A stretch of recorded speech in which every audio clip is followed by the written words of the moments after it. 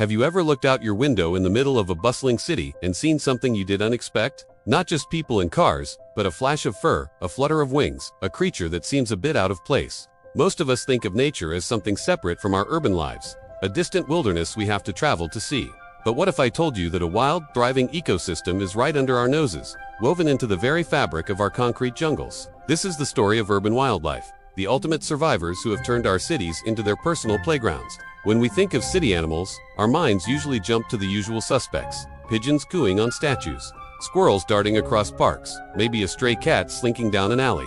But the cast of characters is so much bigger and more surprising than that. In cities across the world, from London to Tokyo, from New York to Sydney, nature is making a comeback in the most unexpected ways. We're talking about raccoons, the masked bandits of the night, figuring out complex locks on our trash cans. We're talking about peregrine falcons, the fastest animals on Earth, nesting on skyscraper ledges and hunting among the high-rises. In some cities, you might even spot foxes trotting confidently down residential streets at dusk, or coyotes howling in a park that's just a stone's throw from a busy highway.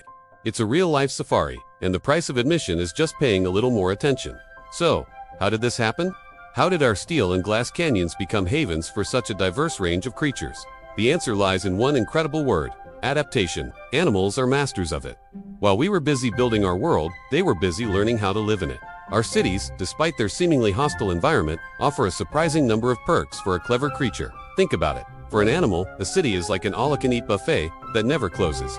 Our overflowing trash bins, our discarded leftovers, the gardens we plant, it's a goldmine of calories. Why spend hours foraging for berries when you can find a perfectly good half-eaten pizza? It's a high-energy food source that's readily available, and for wildlife, that's a jackpot. Then there's the housing market. In the natural world, finding a safe place to shelter from predators and the elements can be a full-time job. But in the city, shelter is everywhere.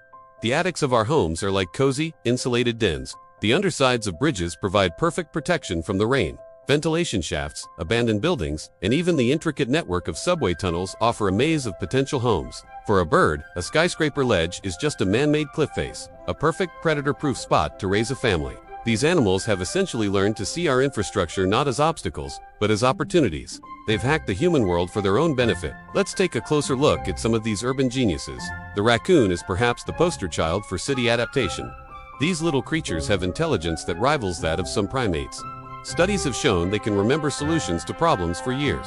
Their nimble paws, with 5 long fingers, are almost like tiny hands, capable of manipulating objects with incredible dexterity. This is why they're so good at getting into our animal-proof garbage cans. People have designed increasingly complex latches and locks, and time and again, the raccoons figure them out. It's a constant battle of wits, and more often than not, the raccoons win. They're not just surviving, they're thriving, passing down knowledge from one generation to the next. A mother raccoon will literally teach her kits how to raid a specific trash can. And then there are the pigeons, an animal so common we barely notice them. But these birds, often called rats with wings, are actually incredibly intelligent and have a fascinating history. They're descendants of rock doves, which originally nested on cliffs. So, for a pigeon, the ledges and windowsills of our buildings are the perfect modern-day equivalent. They have an amazing homing ability, which is why humans used them as messengers for centuries. In the urban environment, this translates to an uncanny ability to navigate. There are documented cases of pigeons in cities like London and Stockholm who have learned to use the subway system. They wait on the platform with human commuters, hop on the train for a few stops to get to a better feeding ground, and then hop off at their destination. They've learned the routes, the stops, and the timing. It's absolutely mind-boggling. The story isn't always about food and shelter, though sometimes it's about reclaiming what was once lost. In many cities, efforts to clean up rivers and reintroduce native plants have had a remarkable effect. In Berlin, the wild boar population has become a common sight, rooting around in public parks. In Chicago, the cleanup of the Chicago River has led to the return of beavers and otters. These animals are ecological indicators, and their presence tells us that our urban environments are becoming healthier. It is a powerful reminder that the choices we make about our cities have a direct impact on the natural world. Of course, living side by side isn't always easy. This close proximity can lead to conflict. A raccoon in your attic or a skunk under your porch isn't exactly a welcome houseguest. The key is finding a way to coexist. Understanding their behavior is the first step. Knowing that leaving pet food out at night is an open invitation for a visit, or that securing your trash can properly can prevent a midnight raid, makes a huge difference. Many cities are now implementing more wildlife-friendly urban planning, creating green corridors that allow animals to move safely from one park to another.